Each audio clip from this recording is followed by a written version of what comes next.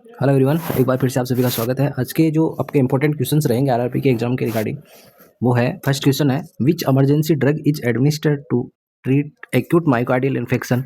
यानी कि इनमें ऐसी कौन सी इमरजेंसी ड्रग है जिसको एडमिनिस्टर करते हैं किसके ट्रीटमेंट में, acute myocardial infection by dissolving blood clot. यानी कि एमआई के पेशेंट के अंदर जो ब्लड क्लॉट बनता है उनके डिजोल्विंग के लिए जो अपन कौन सी ड्रग है वो अपन काम में लेते हैं, एस्प्रिन, मॉर्फिन, स्ट्रेप्टोकाइनेज और एट्रोपिन। तो जो एमआई के पेशेंट में ब्लड को डिजोल्व करने के लिए अपन काम में लेते हैं स्ट्रेप्टोमाइसिन। तो सी ऑप्शन है वो इसका राइट आंसर हो जाएगा। नेक्स्ट अगला क्वेश्चन आपका, what is the primary role of nitroglycerin in emergency care. यानी कि इमरजेंसी केयर के अंदर जो नाइट्रोग्लिसरीन अपन देते हैं उनका प्राइमरी रोल क्या होता है। To lower blood sugar level, यानी कि जो ब्लड शुगर लेवल है उसको कम करती है। To manage acute asthma attack, वो अस्थमा के अटैक को मैनेज करती है। To relieve chest pain by dilating coronary artery, यानी कि वो चेस्ट पेन को रिलीव करती है बाई डायलेट करके कोरोनरी आर्टरीज को। या टू स्टेबलाइज हार्ट रेट, यानी कि हार्ट रेट को स्टेबलाइज करती है। तो नाइट्रोग्लिसरीन है उसका जो एक्शन होता है वेजो डायलेशन ये करवाती है, जिससे कि ब्लड सप्लाई बढ़ने की वजह से चेस्ट पेन को रिलीफ मिलता है। तो सी ऑप्शन है वो इसका राइट आंसर हो जाएगा। नेक्स्ट है the phenomena of Mittelschmerz indicate. यानी कि जो मिटचल्स जो मर्ज जो है फिनोमिना है वो क्या इंडिकेट करता है, इम्प्लांटेशन को, मेंस्ट्रुएशन को, ओवुलेशन को या फर्टिलाइजेशन को। तो जो मिटचल्स मर्ज जो साइंस जो दिखा है वो किसको इंडिकेट करता है, ओवुलेशन को। तो सी ऑप्शन है वो आपका राइट आंसर हो जाएगा। फिर नेक्स्ट है which one of the following is not considered as neurotransmitter. यानी कि इनमें से कौन सा है जिसको अपन न्यूरोट्रांसमीटर कंसिडर्ड नहीं करते हैं, नोट इसमें पूछा गया है। तो सीरोटोनिन ये एक प्रकार का न्यूरोट्रांसमीटर है, प्रोथ्रोम्बिन, डोपामाइन, नॉरएपिनेफ्रिन। तो डोपामाइन है वो भी एक प्रकार का न्यूरोट्रांसमीटर है, नॉरएपिनेफ्रिन है वो भी न्यूरोट्रांसमीटर है, प्रोथ्रोम्बिन है ये न्यूरोट्रांसमीटर नहीं है। तो बी ऑप्शन है वो आपका इसका राइट आंसर हो जाएगा। फिर नेक्स्ट है what is the normal level of lithium in blood. यानी कि ब्लड के अंदर लिथियम का जो नॉर्मल लेवल है वो कितना होता है, 0.6 to 1.2 milliequivalent per litre, 0.2 से 0.4 milliequivalent per litre, 1.5 to 2.0 milliequivalent per litre और 2.0 से 2.5 मिली इक्विवेलेंट पर लीटर। जो लिथियम है उसका जो आपका नॉर्मल जो लेवल होता है वो होता है 0.6 से 1.2 मिली इक्विवेलेंट। तो ए ऑप्शन है वो इसका आपका राइट आंसर हो जाएगा। नेक्स्ट है flag hair sign seen in. यानी कि जो फ्लैग हेयर साइन है वो किस में दिखाई देता है, जिसको अपन फ्लैग साइन से नाम से भी जानते हैं। ये किस में दिखाई देता है, स्कर्वी में, मारेस्मस में, क्वासियोरकोर में, प्लेग्रा में। तो जो फ्लैग साइन है वो अपने को दिखाई देता है क्वासियोरकोर। सी ऑप्शन है वो इसका राइट आंसर हो जाएगा। नेक्स्ट है bag and mask ventilation are contraindicated in newborn resuscitation with clinical suspension. यानी कि ऐसा कौन सा जो क्लिनिकल सस्पेंशन है जिसके अंदर जो बैग एंड मास्क जो वेंटिलेशन है वो क्या होता है, कॉन्ट्रा इंडिकेटेड होता है इन न्यू बॉर्न के अंदर। ठीक है, ये पूछा गया है। तो meconium ileus, diaphragmatic hernia, pneumothorax या इंट्राकनेलियर हिमोरेज। तो जो न्यूबॉर्न के अंदर जो बैग एंड मास्क वेंटिलेशन है वो कॉन्ट्रा इंडिकेटेड होता है डायफ्रामेटिक हर्निया में। तो बी ऑप्शन है वो इसका राइट आंसर हो जाएगा। फिर नेक्स्ट है rule of 10 is use for. यानी रूल ऑफ 10 है वो किसके लिए यूज में लेते हैं, क्लेफ्ट लिप में, इम्परफोरेट एनएस, ट्रेकियोइसोफेजल फिस्टुला या कंजेनाइटल हार्ट डिजीज। तो रूल ऑफ 10 है वो अपन यूज में लेते हैं क्लेफ्ट जो लिप है उसकी सर्जरी के अंदर। ठीक है, तो ये आ जाएगा, ए ऑप्शन है इसका राइट आंसर हो जाएगा। फिर है अगला question, projectile non bilious vomiting is seen in. यानी कि जो प्रोजेक्टाइल जो वोमिटिंग होती है जो कि किस प्रकार की होती है, नॉन बिलियस जो वोमिटिंग होती है वो किस में दिखाई देती है, pyloric stenosis, megacolon, nephroblastoma, into suspension. तो जो प्रोजेक्टाइल जो वोमिटिंग होती है नॉन बिलियस वो दिखाई देती है प्रोजेक्टाइल पाइलोरिक स्टेनोसिस में। ए ऑप्शन है वो इसका राइट आंसर हो जाएगा।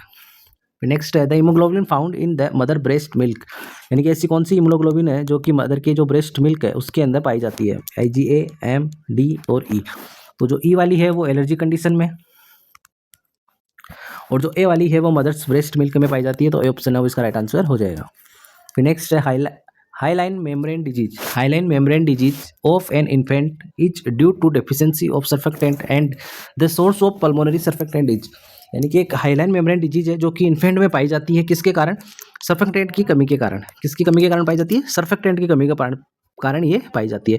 तो आपको जो पूछा गया है कि जो ये सर्फेक्टेंट है ये बनाता कौन है, इसका सोर्स क्या है जिससे ये सर्फेक्टेंट बनते हैं।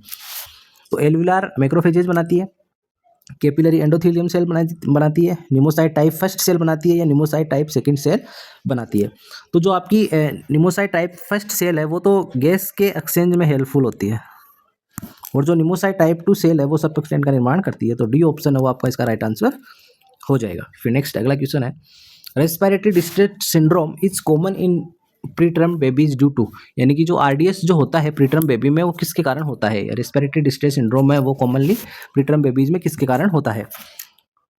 लिथार्जी, लो ब्राउन फैट के कारण, पुअर हेल्थ के कारण, या पुअर सर्फेक्टेंट के कारण? जो आरडीएस है वो कोज होता है पुअर सर्फेक्टेंट के कारण, यानी कि सर्फेक्टेंट की कमी के कारण ये इसमें होता है। तो डी ऑप्शन है वो इसका राइट आंसर हो जाएगा। फिर नेक्स्ट है, the sequence of neonatal resuscitation, यानी कि जो नियोनेटल रिससिटेशन है उसकी सीक्वेंस क्या होती है?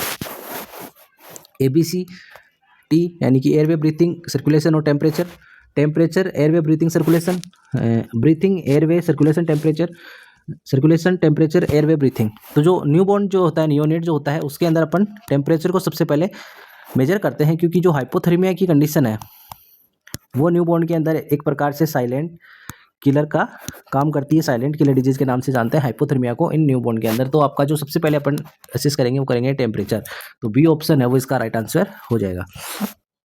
नेक्स्ट है, Reye's syndrome is associated with, यानी कि रेज जो सिंड्रोम है वो किससे एसोसिएटेड है? हीमोलाइटिक ट्रांसफ्यूजन रिएक्शन से, बिलियरी कोलिक के से, सिकल सेल क्राइसिस से, use of aspirin with viral infection या इलनेस। तो जो रेज सिंड्रोम होता है उसके अंदर क्या होता है कि अपन एस्पिरिन का जो इस्तेमाल कर लेते हैं किसी भी प्रकार के वायरल इन्फेक्शन के अंदर, जिसके कारण ये बच्चों में रेज सिंड्रोम कोज होता है। तो डी ऑप्शन है वो इसका राइट आंसर हो जाएगा। नेक्स्ट है, the cyanotic congenital heart disease is, यानी कि इनमें से कौन सी है वो साइनोटिक कंजेनाइटल हार्ट डिजीज है का एग्जाम्पल है? Atrial septal defect, patent ductus आर्टरियोसिस, ventricular septal defect. ये तीनों ही साइनोटिक हार्ट डिजीज है, और जो टेट्रालॉजी ऑफ एलेट है वो साइनोटिक हार्ट डिजीज का एग्जाम्पल है। तो डी ऑप्शन है वो इसका राइट आंसर हो जाएगा। नेक्स्ट है, the major criteria for the diagnosis of rheumatic fever include all except, यानी कि जो रोमेटिक फीवर है उसके डायग्नोसिस के अंदर जो अपन जोन्स क्राइटेरिया यूज में लेते हैं उसका मेजर क्राइटेरिया है, उनमें से कौन कौन से हैं वो इंक्लूड किए जाते हैं एक को छोड़कर? तो कार्डाइटिस, कोरिया, सबकुटेनियस नोडुल्स और फीवर। तो जो फीवर है उसको अपन मेजर क्राइटेरिया में इंक्लूड नहीं करते हैं। तो डी ऑप्शन है वो इसका राइट आंसर हो जाएगा। इसमें एक्सेप्ट आपसे पूछा गया था कि एक को छोड़कर सभी इसमें मेजर क्राइटेरिया में आते हैं। नेक्स्ट है, coeliac disease also called gluten sensitive enteropathy affect which part of GI tract, यानी कि जो सीलियाक डिजीज है जो किसके कारण होती है, जिसको अपन बोलते हैं ग्लूटीन सेंसिटिव एंटेरोपैथी के नाम से भी जानते हैं, वो अपनी जीआई ट्रैक्ट है उसके कौन सा पार्ट है उसको अफेक्ट करती है? Small intestine, large intestine, stomach और ड्यूडेनम। तो उसका लार्ज जो स्मॉल इंटेस्टाइन का जो पार्ट है उसको ये ज़्यादा अफेक्ट करती है। नेक्स्ट है, Pap smear test is example of, या जो पेप स्मेयर जो टेस्ट है उस किसका एग्जांपल है? Primary prevention, secondary prevention, tertiary prevention और प्राइमोडियल प्रिवेंशन। तो जो पेप स्मेयर जो डायग्नोसिस है वो सेकेंडरी प्रिवेंशन का एग्जाम्पल है। तो इसका राइट आंसर हो जाएगा आपका सेकेंडरी प्रिवेंशन, बी ऑप्शन इसका राइट आंसर हो जाएगा। नेक्स्ट है, साइटोटॉक्सिक ड्रग आर डिस्पोज्ड इन, यानी कि साइटोटॉक्सिक ड्रग्स को अपन कहाँ पे डिस्पोज करते हैं? रेड बॉक्स में, येलो बैग में, ब्लू बैग में या वाइट कंटेनर में? तो जो साइटोटॉक्सिक्स जो ड्रग होती है उसको अपन येलो बैग में डिस्कार्ड करते हैं। तो इसका तो बी ऑप्शन है वो राइट आंसर हो जाएगा। जनरल अगर अपने हॉस्पिटल्स की बात करते हैं तो येलो बैग में आता है, और अगर पर्टिकुलर अगर कैंसर हॉस्पिटल की बात करें तो ये पर्पल बैग में इसको डिस्कार्ड किया जाता है। ठीक है। फिर नेक्स्ट है, इंसिनरेशन इज मेथड ऑफ, यानी कि इंसिनरेशन है वो क्या है, कौन सा मेथड है? कंपोस्टिंग का है, burning waste at high temperature, यानी कि वेस्ट को बर्न करना हाई टेम्परेचर पे, लैंड फिलिंग है या रिसाइकलिंग है? तो जो इंसिनरेशन में अपन क्या करते हैं कि जो हाई टेम्परेचर है उसके अंदर क्या करते हैं अपन जो वेस्ट है उनको क्या करते हैं, जलाते हैं, उसको अपन इंसिनरेशन के नाम से जानते हैं। तो burning waste at high temperature इसका राइट आंसर हो जाएगा, बी ऑप्शन है वो इसका राइट आंसर हो जाएगा। ये थे आज के कुछ इंपॉर्टेंट क्वेश्चंस। ऐसे क्वेश्चंस के लिए बने रहना अपने चैनल पे। अगर चैनल सब्सक्राइब नहीं किया तो चैनल को सब्सक्राइब जरूर करना। तब तक के लिए थैंक यू।